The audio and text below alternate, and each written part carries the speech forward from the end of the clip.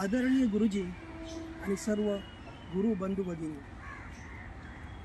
वास्तुशास्त्र विशारद वर्गाच्या 15व्या बॅचचा मी विद्यार्थी अरुण वावडणकर।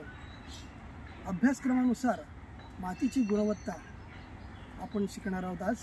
त्यासाठी मी घराच्या 500 मीटरपासून 500 मीटरवर आलेलो आहे, जिथं आम्ही वृक्षारोपण केलेलं आहे। त्या जागेत वृक्षारोपण केलेलं आहे, तिथल्या मातीचा आपण अभ्यास करूया। तर इथली माती मी घेतो आहे।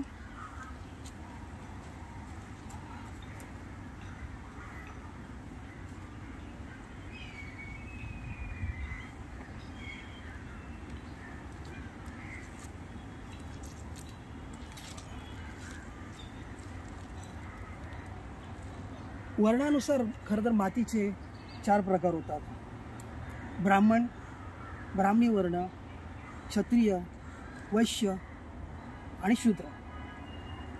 ब्राह्मणी प्रकारची माती ही साधारण पांढरी असते। त्याचप्रमाणे क्षत्रिय ही साधारण लाल रंगाची असते।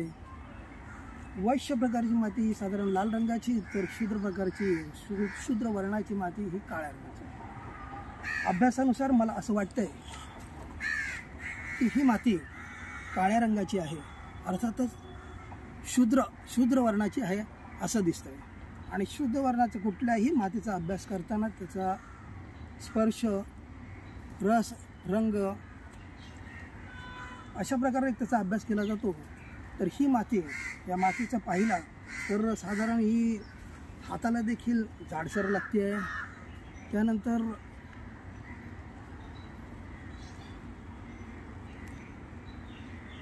चव पाहिलेली नाही आहे, पण तसा वास देखील तसा खानेडाच येतो आहे, दुर्गंधीयुक्तच येतो आहे।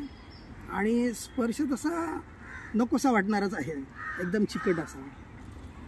त्या दृष्टीने ही माती काळ्या रंगाची, अर्थातच शूद्र वर्णाची असावी असा अभ्यास सांगतो आहे। यापुढे आपण पाहणार आहोत तो म्हणजे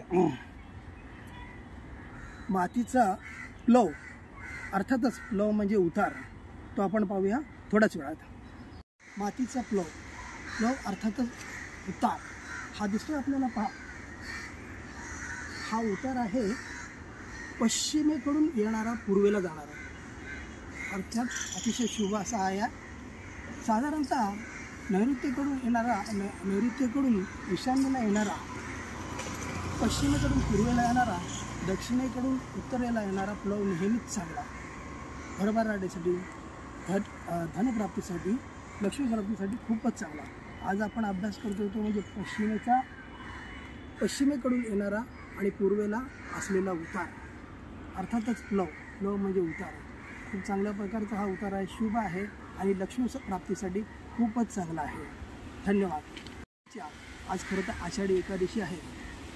देवयाने आषाढी एकादशीच्या आपणा सर्वांना, आपल्या कुटुंबियांना, परिवाराला खूप खूप शुभेच्छा।